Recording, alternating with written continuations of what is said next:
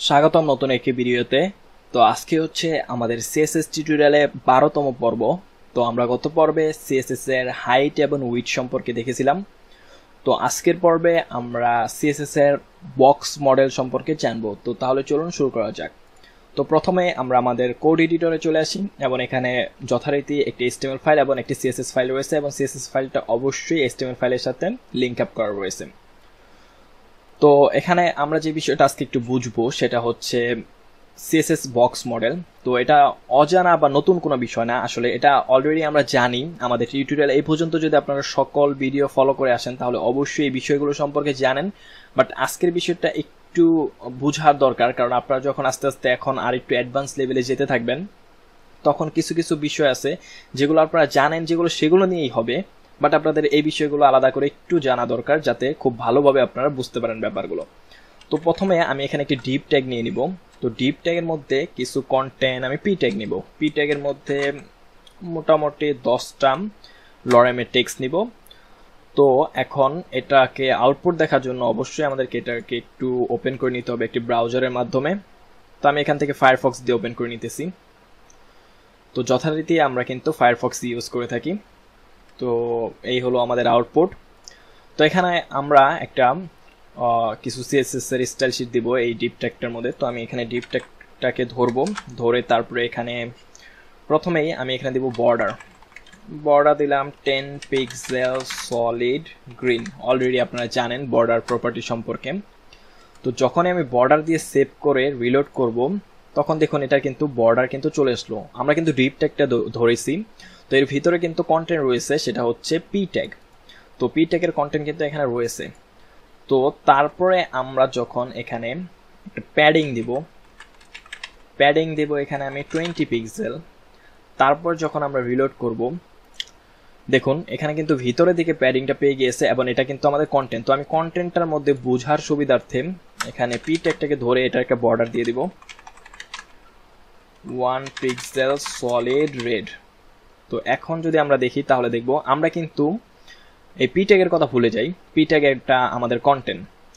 তো আমরা যদি ডিপ ট্যাগের কথা চিন্তা করি তাহলে এখানে দেখুন ডিপ ট্যাগের এখানে এটা হচ্ছে আমাদের বর্ডার, তার ভিতরের অংশটুকু হচ্ছে প্যাডিং। তো এই প্যাডিং এর পর আমি যদি এখানে আরেকটা বিষয় দিতে চাই সেটা হচ্ছে মার্জিন দিলাম আমি এখানে 20 পিক্সেল। তো মার্জিন যখন আমি এখানে 20 পিক্সেল দেব দেখুন এখান থেকে কিন্তু এটা কিন্তু সরে আসলো। তার মানে এখানে আমাদের বক্স মডেলটা কি দাঁড়ালো, যে আমাদের যে প্রপার্টিটা আমরা ইউজ করব, যে বক্সটা আমরা ইউজ করব সেখানে বর্ডারটা হবে মিডল পজিশনে, বাইরের দিকেরটা হবে মার্জিন, ভিতরের দিকেরটা হবে প্যাডিং এবং মাঝখানে যেটা থাকবে সেটা হচ্ছে কন্টেন্ট। তো এই বিষয়টা ভিজুয়ালি বোঝার জন্য আমি এখানে একটা ইমেজ নিয়ে এসেছি। তো ইমেজটা হচ্ছে W3 স্কুলের একটা ইমেজ। তো আমি এখানে এটাকে স্ক্রিনশট দিয়ে আপনাদের বোঝানোর সুবিধার্থে এখানে নিয়ে এসেছি। তো আমরা যদি এটাকে একটু জুম করার চেষ্টা করি তো এখানে দেখুন বর্ডারটা আমাদের যে বর্ডার প্রপার্টিটা ছিল এখানে যদি আমি দেখাই, এই যে বর্ডারটা আমাদের, তো বর্ডারটা হচ্ছে এই যে এখানে যে গ্রিন কালারটা রয়েছে সেটা। তো এর বাহিরের দিকে যে অংশটা পুরো একটা বক্স এটা, তো এই বক্সের বাহিরের দিকে যে অংশটা সেটা হচ্ছে এই যে মার্জিন। তো মার্জিন দেওয়ার ফলে কি হবে, এটা পুরোটাই অংশটাই ভিতরের দিকে চলে যাবে এবং এই পুরো অংশটা এই যে অ্যাশ কালার এটা কিন্তু মার্জিন।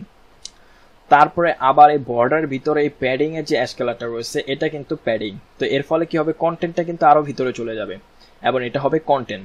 তো আশা করি আপনারা বুঝতে পারতেছেন। তো এখন যদি নাও বুঝেন তারপরে আপনারা আস্তে আস্তে করতে করতে বুঝে যাবেন, কারণ মার্জিন প্যাডিং বিষয়টা বোঝা কিন্তু অত্যন্ত জরুরি।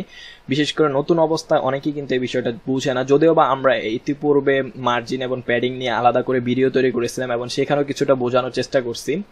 তারপর এখানে আমি নতুন করে আবার একটু দেখিয়ে দিলাম যে একটা ডিপ যখন আমরা নিব সেই ডিপের বাহিরের অংশটাকে আমরা কিন্তু প্যাডিং মার্জিন আকারে দিয়ে দিব এবং বর্ডারটা থাকবে মাঝামাঝি। তারপরে যে অংশটা আমরা দিব সেটা হচ্ছে প্যাডিং। এখানে যদি আমরা কোনো স্পেস চাই সেটা আমরা প্যাডিং প্রপার্টির মাধ্যমে দিতে পারবো, বাহিরে চাইলে অবশ্যই মার্জিন প্রপার্টির মাধ্যমে, এবং বর্ডার তো বর্ডারই, এবং মাঝামাঝি থাকবে আমাদের কন্টেন্টগুলো। তো এই বিষয়গুলো একমাত্র তখনই ফুলফিল ক্লিয়ার হবে যখন আমরা এই টিউটোরিয়ালটি শেষে প্রজেক্ট করা শুরু করব। তো যখন প্রজেক্ট করব তখন দেখবেন আপনারা হাতে কলমে বুঝতে পারবেন যে আসলে কোথায় কোন প্রপার্টিগুলো লাগতেছে। এখন আপাতত জাস্ট থিওরিক্যাল একটু মাথায় রাখলেই হবে যে এইভাবে হচ্ছে বিষয়গুলো। বাকিটা আশা করি প্রজেক্ট যখন আমরা করব অবশ্যই আপনারা বুঝে যাবেন। একের অধিক প্রজেক্ট করার চেষ্টা করবো আমরা অবশ্যই।